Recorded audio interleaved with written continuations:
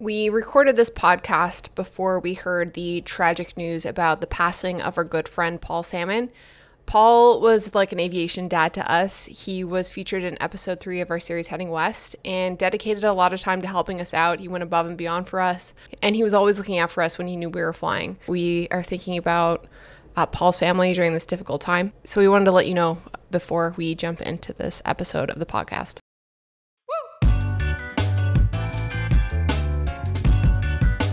Welcome back to another episode of Tuxedo Time, where we wear tuxedos and it is time. Podcast edition, Aftershow edition, Heading West edition. Can you believe that we just nailed that intro and it's been like 9 months since we made a podcast? I'm not gonna lie, I was rehearsing it in my head. And when you were setting up the cameras, I was like, oh my god, wait. Welcome back to another episode of Podcast edition Tuxedo. Oh wait. You nailed it. And as did I, and I did not rehearse it. Well, you know what? You're just that much better about being on camera and doing these things. No, I think the flow helped me. I was like, we connected. We did. Do you know what I mean? I was like looking deep into your eyes and I was like, bitch. Why did you stare into my soul? Hi. Holy crap. It's been a long time since we made a podcast. What happened? We're terrible. Yeah, we are terrible. You know why? Why? It's because when we made the decision to do this podcast, a video podcast, it became a lot more difficult. The barrier to entry, more friction. Yes, because not only do we have one angle, we have 3 angles. Yes. Which makes it very difficult. But this isn't why we're recording this podcast now. Nope. Wait, what? We're not going to talk about how crappy we are. No, we're not talking about how crappy we are. We're actually doing the Heading West after show. And hopefully this will be the restart of this podcast. You know what we should have done? What? Was film this 6 months ago. After the trip? When we actually finished the trip.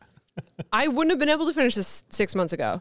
This would have been more of a negative because podcast. You would have been like, what did you think about the trip? And I would have been like, it was a lot. It's done. It was something. It was something. Just blah. And you know what? Even during, like, if we filmed it during the series, I would have been just like mush. Because I went through the mid-series depression, remember? Where I was just like, what is life? Is this over yet? And then I got really excited to finish it up. Okay, we're talking about Heading West. First, before we get into the after show, which we're going to be talking about in this episode, the more so production side of the series, I want to say a massive thank you to our series sponsors, ProMaster, Melanote, and Barrow, for coming on board and supporting either some of the upcoming videos to the series or the actual series itself. We appreciate you so much. We also appreciate all of our friends who were a part of the series, who met up with us, who let us crash on their couch or in their extra rooms, who flew with us, who, met up with us for dinner. We also appreciate every single one of you who showed up on Sunday mornings at 10 a.m. for the premiere, who watched the videos at all, commented, shared, bought merch. Let's have a round of applause for them. Oh, no. Oh. There we go. That's for you, everybody. Thank you. Seriously, it was a lot of fun, and the response for the series has been incredible. It's been probably the best feedback you've gotten for any project yet thus far? Yeah. Best feedback I've gotten from any project yet. Best performing series by far from any series that we've put out. So every single video has been a 1 out of 10 or 2 out of 10, which is for YouTube really. I've had a lot of 10 out of 10s this year. 10 out of 10 for the people who aren't familiar with YouTube analytics means that your video is performing the worst. Bottom of the barrel. Of the last 10 videos you perform, it's performing the worst. Yes. And so if you get a 1 out of 10 or a 2 out of 10, that's kind of like, yeah, that's something to celebrate. I try not to look at that too much because mostly it's 10s out of 10s and I get really sad. But I was curious about the series and they were all 1 out of 10. So thank you. It was you who helped make them 1 out of 10 and 2 out of 10. So I appreciate y'all. And in case you are listening to this for some reason and didn't and just missed on our YouTube channel, we just released a big 7-part series. 6-part series. Sorry, 6-part series. Clearly didn't edit it. Clearly. 6-part series. Continue. Yeah. We did that. We flew a helicopter from Buffalo, New York, across the country to Torrance, California, because the helicopter needs to be rebuilt from the ground up, and we made a full 6-part docuseries documenting an entire cross-country helicopter trip which you can find on our YouTube channel. Our main YouTube channel. Let me pull up the outline. First thing I want to talk about, we tried the YouTube premiere for the first time ever on a project launching on our main YouTube channel. It was amazing. If you had to give it a 1 through 7, actually, you know what? Give it a Bristol number. Because if it was a Bristol number, I would say it was a 4, because a 4 is the healthiest bowel movement. But if it was a YouTube rating, I would call it a 1 out of 10 experience. Okay, I like that. Okay. I understand now where this falls on the spectrum of poop. Going into it, we had never done a YouTube premiere before. And so for those of y'all who aren't familiar, maybe you didn't join us for the premiere. Basically what it is we schedule this video to go live, but it goes live as if we are live.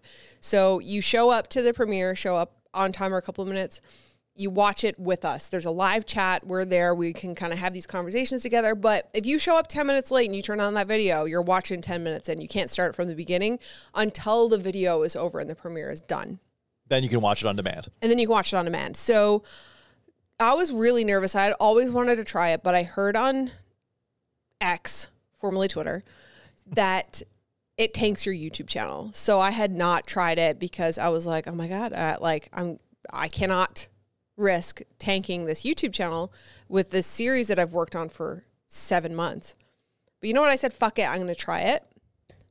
It was the best. Yeah. I mean, like, 1 out of 10 experience. First of all, I mean, most people, these like YouTube gurus really don't know what they're talking about.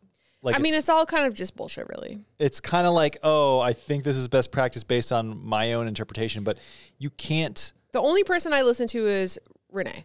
Yeah, but you can't like. The creator liaison. You can't do experiments with it. There's no way you can randomize things and actually truly see what has an effect. There's so many random variables. Yeah. But I think what the problem is with premieres is that people would use them, but they wouldn't tell anybody that they were doing it. Yeah. It wouldn't advertise it like it was a real premiere. Right. Like, newsflash, if you if you rented an auditorium, had a real film premiere, but you didn't put up any posters, you didn't tell anybody about it, and then lo and behold, nobody showed up for it, like, you wouldn't say premieres suck, they tank your business of making movies. It's like, no, you suck at advertising it. It's just like, you know, so you have to treat it the same way, right? Yeah. And you rolled out with this thing like a friggin' marketing campaign. Well, thank you. And had, like, you know, branded posters on your stories, had posts leading up to it, everything everyone knew, 10 a.m. Sunday morning. And interestingly enough, which is the first time I've ever seen anything where we've had multi-part series, I was taking note of like how many people logged on each premiere. Mm-hmm. And usually I feel like with series, it's like there's a lot of people at the beginning and then it kind of trails off. Yeah. As people kind of maybe lose interest. But every premiered episode had more and more people, and it was a steady upwards. Yeah. It was like almost like more and more people were getting invested in the series as it progressed. Yeah. And you had more people who were signing on for the premieres later in the series. It was really cool to see like that level of support, but then also getting to interact with you in the live chat, with y'all in the live chat. That's a level of connection that we don't get when we just post a YouTube video on a Sunday. And we can't always commit to like premieres. Not everyone. Like, I feel like they're a special occasion kind of thing, right? Yeah, you don't overdo it. Right. But it's just that level of connection that we don't get when we just like post a video. Like, yeah, we get the comment section, but like when you're watching it with us and commenting on things live and like we can answer your questions live and you know what I mean? It's just like a completely different experience. And I loved it. Yeah, it was great. Yeah, it was really fun. Somebody on Twitter tweeted me and they were like, I don't understand, like, is there some benefit from the algorithm to do the premiere? Because like, why would you do that? This is not for me. And like, I just want to be able to watch my video on demand. That's the whole point of it. And it's like, well, wait 25 minutes and it will be on demand. There is no benefit from the algorithm. In fact, like you said, if you're not advertising it, nobody knows you're doing it, then there's a disadvantage, right? Because now you have this live video that people can't watch on demand and nobody knows about it, so they haven't prepared for it. Probably like think of a situation where someone like something gets published and is like, oh, there's a video this person, my you know, like a creator that I follow published. They click on it and they start it, and they have to start it like halfway through the video, like, what? This is weird. Click off. Yeah, and so that was my biggest worry with it, right? So that's why I was like, I need to advertise the shit out of this. But, you know, that's why we do these series, because I love the entire process of not only filming it and making the series, but branding it all and doing the whole rollout campaign and all the things. So it brings me a lot of joy to do it. Spoken like a true graphic designer. Yeah.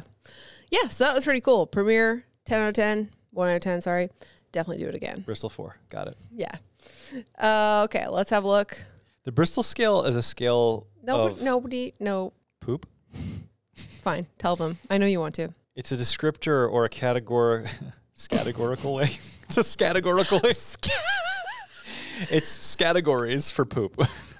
Yeah. Yeah, of which there's 7. 7 is like when you have gastro and you have earthquaking Niagara Falls liquid diarrhea your your butthole. You're pissing out your asshole. That's a level 7. Yeah. Class 7. What is it called? Bristol 7. I keep messing it up. I keep calling it like class level. Whatever. A Bristol 1 is, we don't need to talk about hard button. You just brought it up. You were like, we're not going to go into the Bristol categories. You started. Proceeds to outline all 7 Bristol categories. You started, as I was looking at the question, you said the Bristol scale is 1 I just wanted to give them context so they're not 7. like, what are you talking about? I'm sorry, I thought you were going in deep. We're not going in Mr. deep. Bristol 4, perfect healthy bowel movements constantly. Yeah, must be nice. It is nice. Nice. Must be. It is. It's nice. It's fantastic. Okay, we're going to talk about production because there was a really great question from Don Kramer Photography who said, such a fun series. Thank you. Heading West and coffee, a great way to start Sundays. If you do a BTS video, I'd be curious to hear about how much of the story of the trip you had in mind ahead of time and how you go into editing afterwards when every day had changes to plans with no notice, and if that differed from past series. Role specific, but we're getting in. Very specific. I'm also realizing that we should have recorded our YouTube video second because our energy levels are way higher. Not usually the case. No. Well, we had a warm up, see? So this should have been, we should have done it. Anyway, we didn't. Okay. Let's start with number 1. How much of the story did you have in mind ahead of time? Well, you had the entire thing planned out, but then it all went to shit on the first day. So Heading West, Journey to Overhaul, originally was supposed to be 10 episodes. It ended up being 6. So I had every single video planned out, title, thumbnail, sketched, brief outline. Can you show me your sketches? Maybe after. I love them. Thank you. I love you.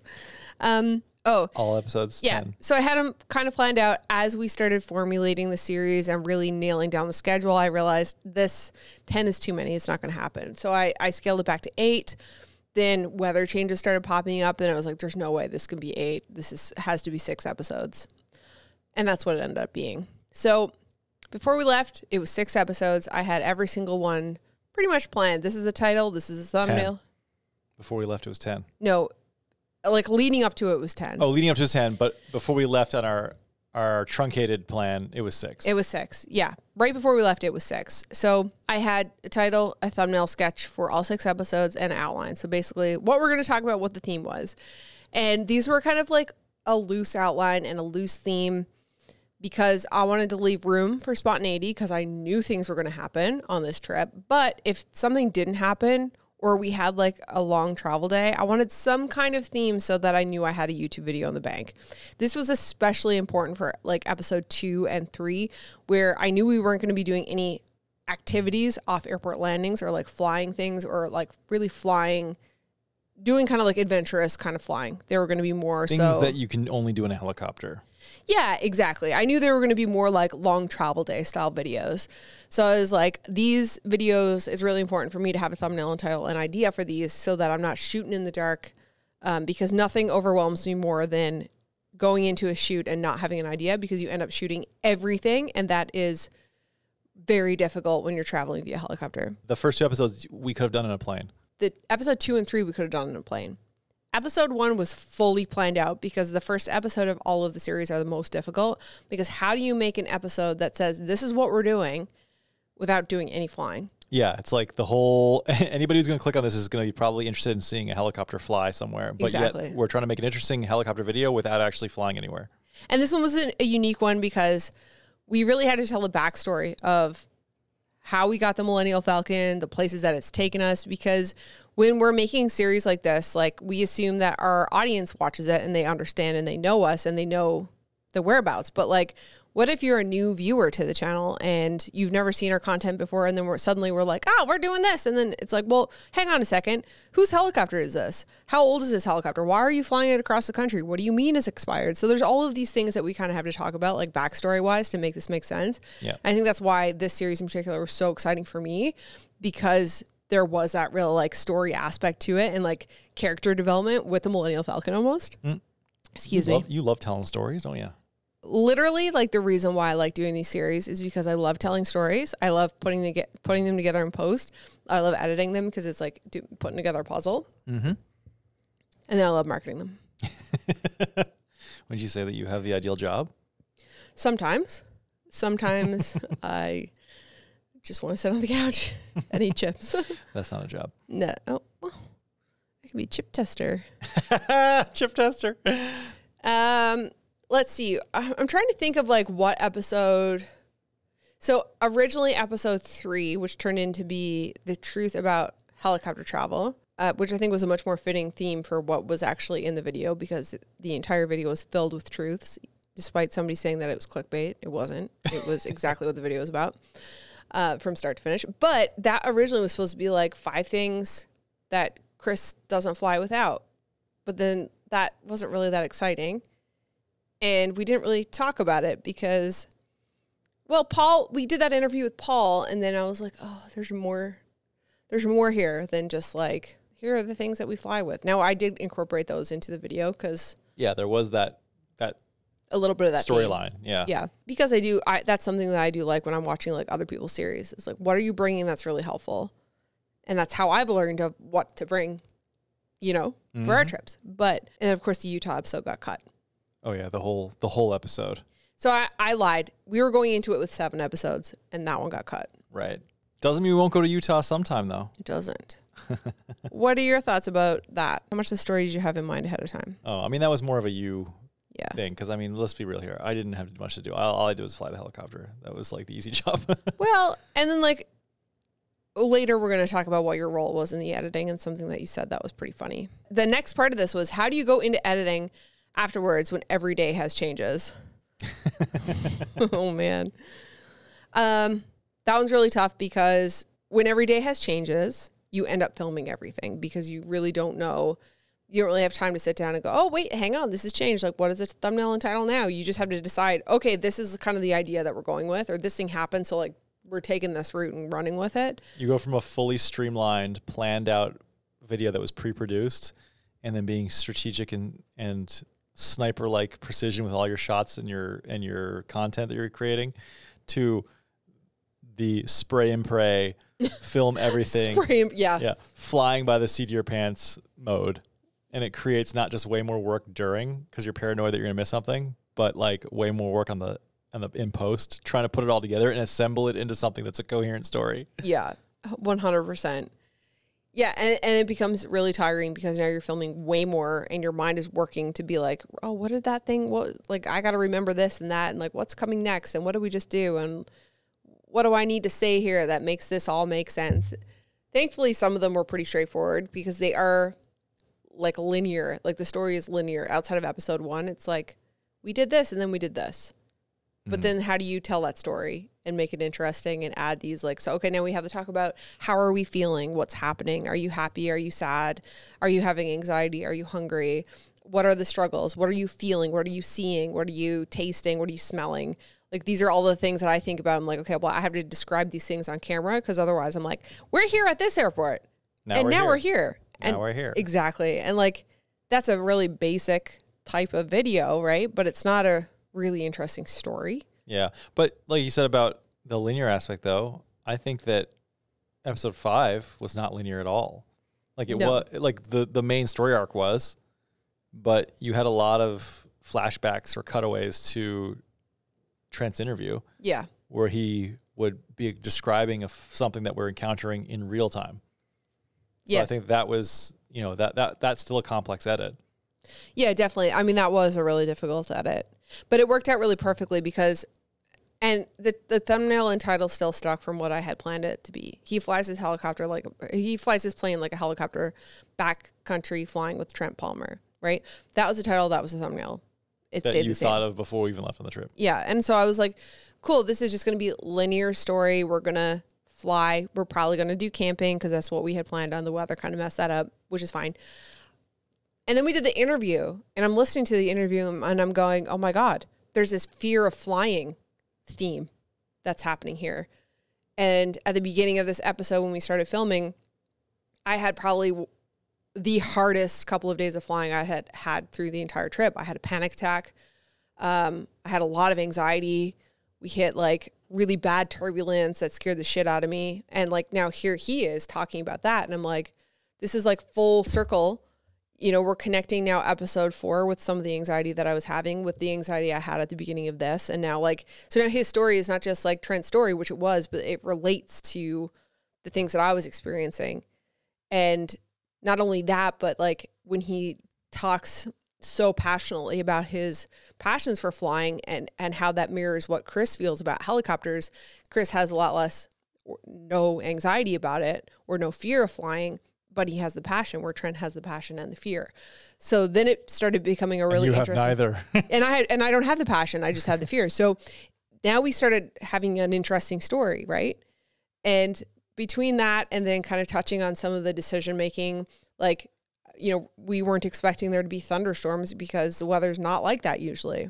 We had planned to camp, but now we have thunderstorms and bad weather and high water and like weird decision-making things. And now we're talking about making the no-go versus go decision. And now there's this education component. These aren't really things that you can plan on happening. Like I could say like, oh, Trent has a fear of flying. Like, let's talk about that. But like, I don't know Trent deeply well enough to be able to say, like, I know this really specific thing about you because we're internet friends, right? We haven't spent like 4 years being in the room friends, having deep conversations. I only know what he puts on his YouTube channel. How long was that interview would you estimate that we did with Trent? Probably an hour and a half. Yeah, like it was a very long interview. It was, yeah. Yeah, and we covered a lot of ground on it. Mm-hmm. But it was almost like a something you could kind of like pick from and allow you to kind of create a few threads. Definitely. In the story. Yeah. I think what helped on that was that we did the interview after all of our excursions. So it was almost like when we do our debriefs in the hotel room where we're like, oh, this was just after happening and everything is really fresh. So this is in our mind. So when we sat down with Trent, like we had known like, okay, the weather was weird. We were supposed to go fishing, but we didn't get to go fishing. And then we did all these things and, oh yeah, you were talking about how it was bumpy. And so you kind of like ask questions. Thankfully, Trent is phenomenal on camera because he is a YouTuber himself. Oh, he was so good. He was so good. And he had so many good sound bites. Yeah. That just like, to me, just made the episode. And personally, I think it was the strongest episode in the series. It was my favorite. I don't know if it was, I don't even know if the whole series was good from like an outsider's perspective. I just know like, oh, this episode I felt really good about, you know? Well, as long as you're happy with it. I'm just talking a lot, so maybe you should, okay. The next part of that was, how did this process of editing Heading West differ from past episodes or past series that we've made?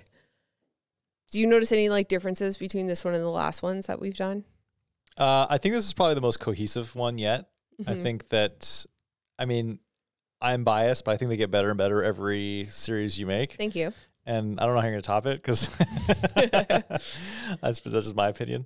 But as far as differences from before, I mean, if you look at like the very beginning when we were doing Cold Island, which was really arguably kind of like our first helicopter series, not including the buy when we bought the helicopter.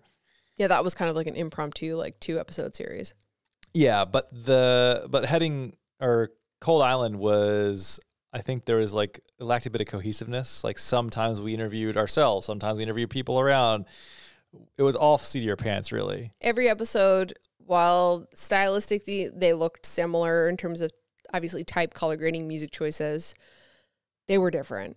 They definitely all felt different. The formats were different. Yeah. Yeah. But I mean, that's okay, right? It's well, when you're learning, you do whatever you want. Yeah. When you're learning too, it's like, you got to figure it out. Yeah. But. So I think that from that perspective, you did a good job kind of keeping everything very cohesive. Thanks. But otherwise, differences compared to our other series, it was definitely longer. Yeah. It was the longest trip we've done to date.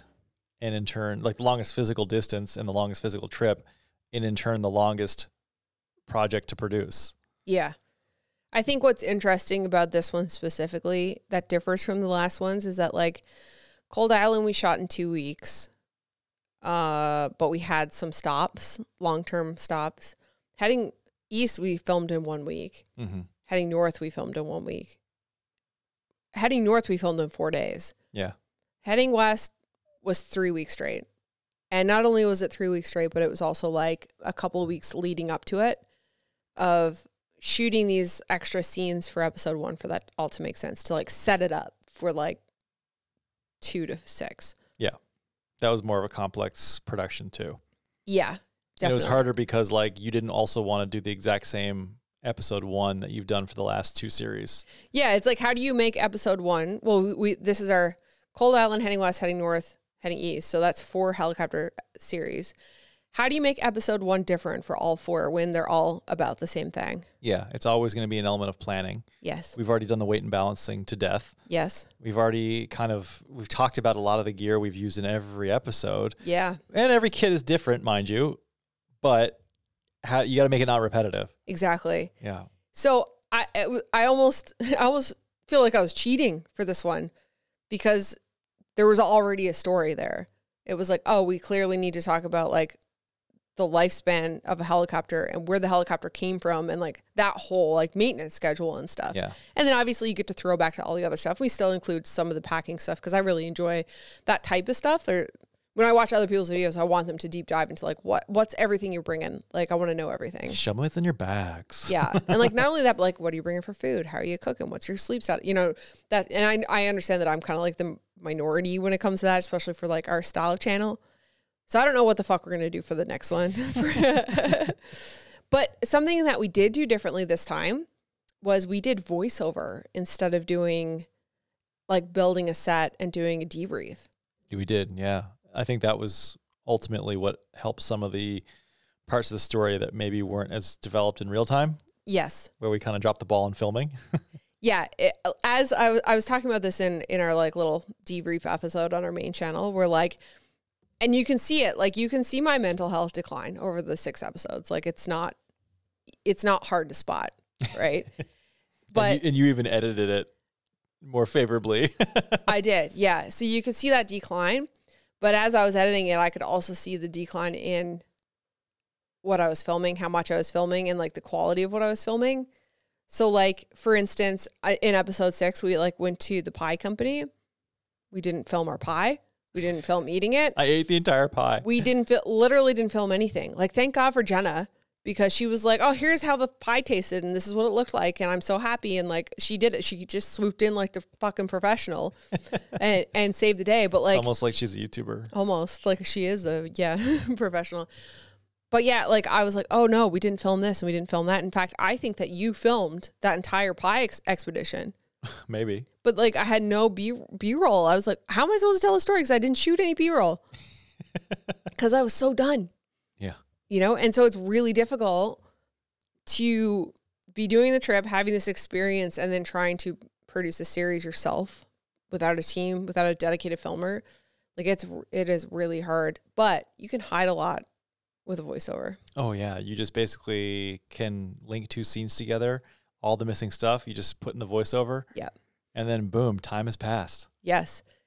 Like something happens, or like you hadn't described how you're feeling, but you know exactly how you're feeling at that time. Mm-hmm. Write it up, record it. One thing I did do that was a little trick. I hadn't done a lot of voiceover work before. So that was like a whole new thing, like trying to figure out how to read properly into a mic and not plosives and all that shit. But what I did was, as I was editing, I started writing the script as I was editing instead of editing the whole video and then writing the script after.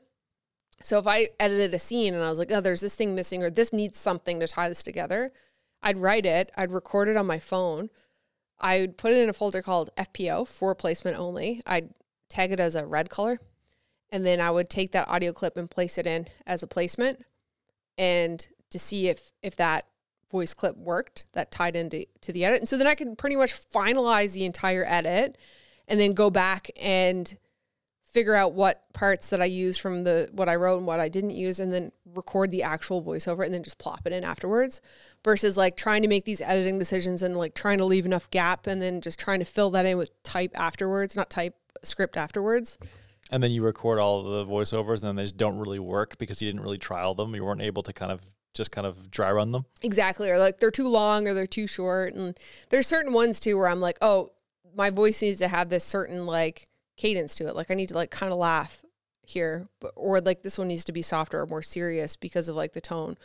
Whereas like if you just go and just, You know what I mean? It's a little, you have a dry run through it, like you said. You have a practice run. So you're like, oh, I said it this way and I didn't like that. Or I said it this way and I liked that. So I'm going to mimic that again. The fucking apple pie thing. The fucking apple pie thing. I love Austin Claiborne.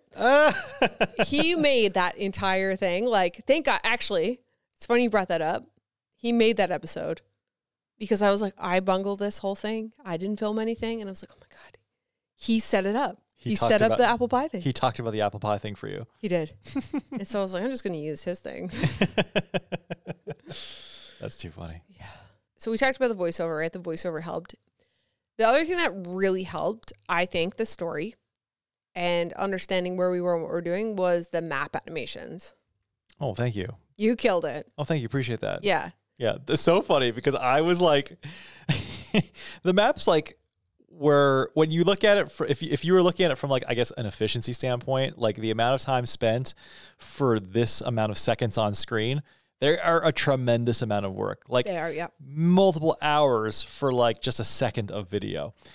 And so, yeah, it was a lot of work objectively. Now, on the grand scheme of the gross amount of work done for this project, it was far outshadowed by all the work, all the extra other work Becki did.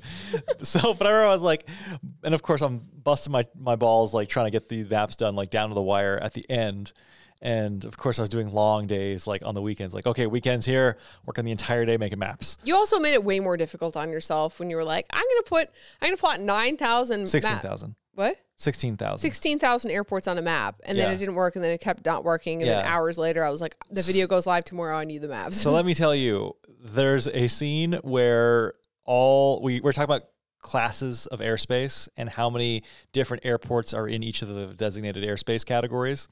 And when you get into untowered, uncontrolled airports, it exponentially goes up to like 16,000 of them. And I wanted to really drive home the size, how vast this travel network is, because nobody realizes like there's this many airports in the US. Like when you think of airports, you think of like what, the 37 class Bravos?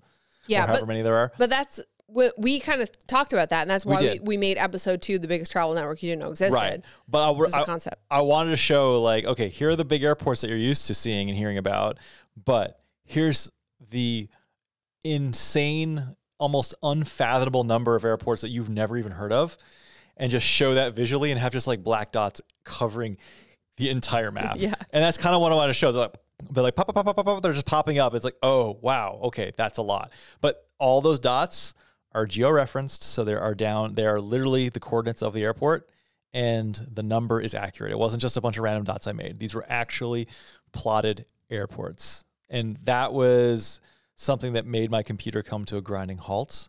I'm lucky that I used my brand new computer. I want to talk about that after, but I want you to continue your train of thought on the animation. Yeah, so I do want to touch on the computer. So we did spend a lot of time. I did objectively, yes, spend a lot of time. If you kind of go not per capita, but if you prorated on how much time was spent on how little footage duration, yes, it was a lot of time. But whenever I came out, I was like, oh my God, these maps are killing me. I'm spending so much time on them. And I look over at Becki, and she was like, world's smallest violin. She's like, oh, poor thing. You spent a few hours on your weekend making maps, and I've been busting my ass for 6 months making this whole freaking series, doing everything else. I'm like, yeah, you're right. I can't complain. Yeah. It's funny because like I kind of pride myself on having a really healthy work-life balance. And I'm sure I've talked about it on the podcast before, like, outside of randomly filming on the weekends or filming like this in the evening times, most times I get up early in the morning and I edit until 4 or 5 o'clock in the afternoon, and then I'm done. And I don't work in the evenings. And you fuck right off to the couch. Fuck right off. Yeah, I fuck right off to watch Jim Baird on the couch. And then you love your outdoor shows. I do. I love my canoe shows. Yep. And then on the weekend, same thing. I do not enter that office on the weekend unless I'm like, well, I feel like editing a picture, or like we go, but no, for Heading West, I lived in there. You should have seen, it's still bad, but you should have seen my office when it was done. I think I extracted like 15 dirty cups and like 10 bags of potato chips. Like, it was bad. Extracted is a good verb, because you literally had to come down on like a fast rope. Like it was a friggin' SEAL Team 6 mission here. What, to finish the edit? To get your cups out. Oh, yeah. Yeah, it was such a hostile territory. Yeah, it was. Oh my God. Yeah, I know. It was the world's smallest. I was like, what did you just say? Did you just say making the maps was killing you? Meanwhile, I was going through my mid-series depression. Yeah, exactly. Where I was like, oh. I think the maps made the series. I think maybe I relied on them too much because I was like, well, fuck, I didn't film anything here. I need a map. And I think there was like 8 or 9 maps that you had to make. And you're like, fuck. Yeah, that's the thing. Like every map required its own animation, which was like kind of programming the virtual camera and where it moved, which is one thing. But then like you'd have to like plot all of the spot dots on the map. But I for every map I'd make a totally new composition so that I have like had a catalog of all the maps. And so I think that helped because some of the maps you would invariably find errors in them. And so like it'd be helpful to go back to each map being like a project more or less. So that was helpful. But yeah, there was when you my heart broke when the last episode you were like, and we went from Buffalo, New York, across the country, and they're like map of every single spot we went to and our entire track line, which was fine. But like some of the track lines, like maybe this is like something that people might find interesting was we actually used when we were in real time using a map to show us getting from point A to point B. That was our actual like GPS coordinate track line. Like I literally downloaded like a full spreadsheet of our coordinates that our transponder records, and like it's basically just records a data point every I don't know, every few seconds, every 10 seconds maybe, I don't even know, I didn't remember, but it would send that into ForeFlight would log that as a track log, and you can download that, and then if I wanted, I would have to take that track log, then open it up in a spreadsheet program, clean up the data, have it so it's just like a latitude and longitude with 2 headings, no other extra information, and then import that into an After Effects plugin called GeoLayers, and I can import that as a path, and that's how we got our track lines. So it was nice because we could show you guys exactly, literally to like a 1 meter precision of where we went on this trip. And so by having to do that long trip, I literally had to take every single leg of the journey, put it into a spreadsheet to make one contiguous leg. But the problem is that there's 3 or 4 flights that didn't get recorded for some reason. Oh, that's why there were straight lines. And so I had to kind of like fudge it a little bit. And some of them are a little bit made up, but like, you know, you get the essence. They're pretty close, yeah. Yeah, but then like I couldn't figure a way out how to put all that back in to have one spreadsheet. So then I had like chunks of spreadsheets, and they were divided by where I had to make up the things, and I had to kind of figure out how to like put it all together in After Effects. So long story short, yeah, there were some workarounds for sure. There would be no maps in these videos if I had to do them. Well, you would have got creative, right? You said spreadsheet, and my mind just left. Yeah, like a lot, and the same with the airports, right? Like I didn't manually go in and say, okay, look up this airport starting with the A's. Okay, Albuquerque Airport here. Okay, now we're going to take latitude, copy the paste, put a dot on the map. And I didn't do that 16,000 times. Yeah. Like I had a database. I looked online, found, lists of all the airports. Actually, I think Wikipedia has a list of all the class, airspace classes and then the airports themselves. But like some of them I actually had to, do a little bit of automation. But I got essentially a semi-automated list of 16,000 airports with latitude and longitude, and then had to feed that into GeoLayers. But it took a long time. I think that when you're making travel videos or travel series, it is so important, if you're not hiding your location, to actually show your location. Not necessarily like, oh, this is the really obscure place that I'm shooting that maybe you don't want like a lot of people to go to, or like maybe you're like off-roading on a trail and you don't want to share that trail because it's a secret spot and you don't want people to fuck it up. But like that's a real thing nowadays. It is, yeah. Like places that have gotten ruined because they become Instagram spots. Right. But for us, like, especially if you're driving across the country, or we're driving here and it's on a public road or highway, it's adds so much to a story for the viewer to be able to go, oh, that's where that is. It gives context. Yeah. No, oh, I've heard of that place before, and maybe you want to look it up and see what else is around there on Google. That's what I do anyway. It gives context. And I think it adds a tremendous amount. And I find sometimes myself, like I'll be watching somebody's videos and I'm like, where are they? Yeah. Like there's not even a location title. At least put a location title or something, even the state or the city or something.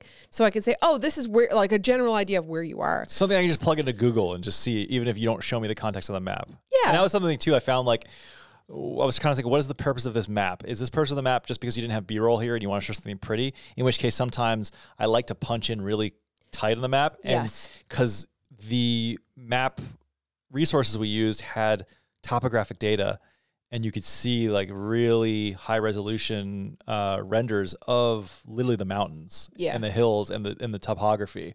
And so that was kind of cool, like really zoomed in, following our track line, zoomed in, but it didn't really give you the context. So there was also oftentimes where I'd give you two options, where it's like the zoomed in one and then the zoomed out one that shows like, oh, here you can see the United States. Most people kind of know where, most people know what the United States looks like on a map. So now they can say, oh, this is where they are in the United States and this is how far they're kind of going. So it's kind of this balance. Yeah, it was cool to have both options, because sometimes you show the big picture, because you also have to think like somebody who's watching this video might not know anything about the US or anything about this area. So it's good to show kind of context and then take it in. And now, like, let's look at the intricacies of the elevation. And I think that was so cool on the West Coast maps where you could really see the mountains. Some of that was just to show you the elevation, to be like, this is where we are in relation to this gigantic mountain, you know, which I thought was really cool. I thought you did a fantastic job on the maps. They were way better than what I had pictured in my head.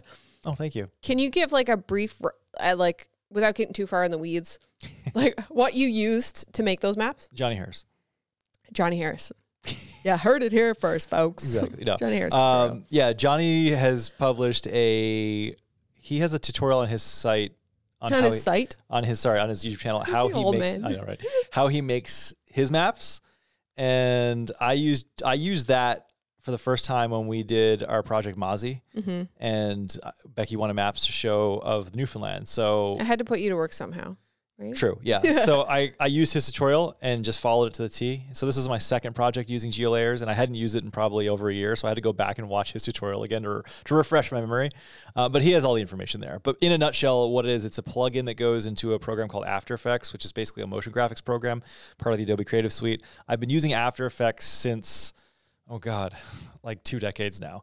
So I have the advantage of, I had the benefit of knowing how to use that program already, but it would be a steep learning curve if you've never used After Effects. That's why I got you to do it, because I had used After Effects before and I couldn't. I tried it and I was just like, this is not for me. This is an advanced thing. Like, I'm not an After Effects power user, so you are now. Well, I mean, I'm not writing my own expressions for it, right? Yeah. But I've known my way around it. It's familiar to me because I've been literally doing this since like the early 2000s. But yeah, it's an After Effects plugin, and then you're using another site. Was it Mapbox? I think so. Yeah. Yeah, and basically Mapbox, you can make a free account, and then that's how you style your map. So you can essentially turn off and on layers. Okay, I don't want to see all the minutia of every single town. I just want to see the big towns. Or you can turn off certain borders.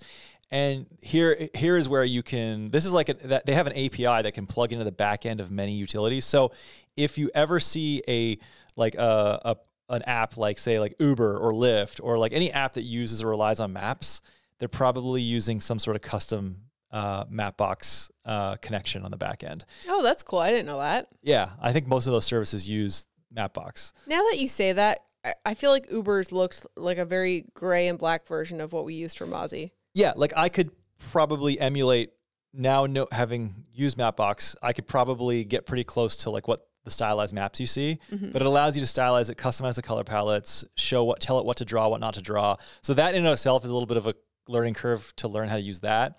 But that's how I got the topography. I turned on the high resolution topographic data, and then it allowed you to choose like almost like the colors that you're using to shade them. So I kind of chose the Mozzie colors based. I literally used an eyedropper. I used an eyedropper on your mood board that you made for heading west. And I kind of like eyedroppered the sort of like sand colors, eyedroppered the pink to have a pink undertone. And then I set the, where the sun was in the sky to give the shadows. Yep. And that's all done on the Mapbox side. That's so cool. I thought it'd turn out wicked. Yeah. And then you publish it, made it public, and then you take that URL, you plug it into GeoLayers in After Effects, and then After Effects pulls the data. GeoLayers via After Effects pulls the data from Mapbox, and it draws and renders everything. So it's actually quite of a complex workflow, but it works. It works pretty well. Yeah. Anyway, that's how I did it. I thought it was great. I thought you did a great job. So there's two things I want to talk to you about. First of all, one, I want to talk to you about your involvement with the color. Okay. But I also want to talk to you about your PC. You did all the map animations. Yes. And you also did the final color grade. Sort of. You kind of felt bad for me and you put me in the credits as doing that because you felt wasn't. No, that's not true. I used a specific custom color grade that you made. For a previous series. For a previous series. For heading east. Yeah, and I tweaked it a little tiny bit. But you actually did all the color. I did all the primary color correction. You corrected all the clips to primary grade, and then you slapped on my edit that I did for heading east. Yes, and then tweaked it a little bit, probably to. I did, but one could arguably say that look. I was the original author of it. Yes. Okay. Yeah, which brings us to the question: if you're using other people's lines, who color graded your video? Yeah. Team effort. Should have put both of our names. I felt bad. Nah. No, because then it would just be like produced and edited by Becki Beckham. Yeah. Filmed by. There's a whole credit section. It's just your it's name. It's just me. Yeah. Map animations, Chris Nicholas. Yeah. I think you do. Okay. I want to talk to you about your computer for a second because a couple months ago, you built a custom PC with Gerald Undone on our channel. Yes. You built that for work Yep. in your office. It's basically top of the line PC. I actually built another one too. Well, we're not going to talk about that. Okay. All right. So we have 2 Fractal Norths built with RTX 4090 graphic cards. There's this thing in our relationship where when I'm having problems, so my main workstation is the Cheese Grater Mac Pro. 2019 Mac Pro. 2019 Mac Pro. It's got like 192 gigabytes of RAM. Intel. It's like it's kind 192 gigs. Yeah. It's middle tier. I upgraded the graphics card. I could have gotten a better one, but I went based off of what YouTubers said was good enough for YouTube. It was a mistake. And I no longer listen to what people say is good enough for YouTube. I no longer listen to YouTubers. No, not that I don't listen to YouTubers. I do. I don't listen to what people say is good enough for YouTube when it comes to a computer. So I've obviously had a lot of issues with my computer, not crashing, but just not performing the way it should for how expensive it was and the specs of it. You know, your brain is always going like, oh, this new Mac got released. This is going to be better for making these series because they're significant projects. They're like, it's not just editing like one camera for a 12-minute video. It is like 6 cameras in different like codecs and like different Rec 709 adjustments and multiple adjustment layers and like very time extreme transformations, multiple adjustment layers. Yeah. Heavy corrections, keyframe like adjustments. Then add on top of that multicam. Oh my God. I had a 4 camera GoPro multicam. In H.265? But I had 5 of them. They are complex. So sometimes I'm like, is it my computer or is this just hard on the computer? You know what I mean? Is a new computer going to make a difference or is this just is this workflow just challenging? And the problem is you can't just trust like manufacturer benchmarks. No. And you can't in turn also trust a lot of like YouTuber reviews because like you look at the timeline that they used to test and it's like A roll with a little bit of B roll and a music track. Yeah, you're not mixing like, oh wow, look, cameras this can rip through this footage. It's like, I would hope it can.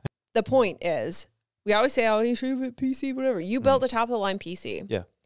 You really got to put it through the test using After Effects. Mm-hmm. After Effects performed very well. In fact, having like Draft 3D on, I could basically edit in real time. The thing that it's quirky though, because I couldn't like some of those maps, well, all the maps had textures that I overlaid. And so now you're getting multiple layers. Right. But it was using the multiply blending mode for a text overlay to make the map look a bit grungier. Yep. That wasn't able to be rendered in Draft 3D. Okay. So I had to turn those layers off like to use that or I wouldn't be able to see it basically. So me having that computer was the difference between me being able to finish those maps and not.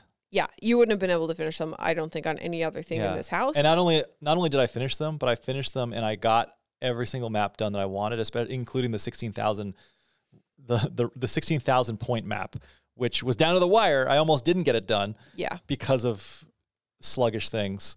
But it got done. Well, I appreciate you doing the maps. That's kind of all I think on the production side that I wanted to talk about. And it's also the prettiest PC that you've ever seen in a minute. It is gorgeous. It looks fantastic in that office. Thank you. You're welcome. It looks good. I am also fatigued right now, so we should end it. Yes, we should. Thank you guys so much for watching. How do we end the podcast? I was hoping you'd take points. I forgot. Thank you guys so much for watching. Or listening.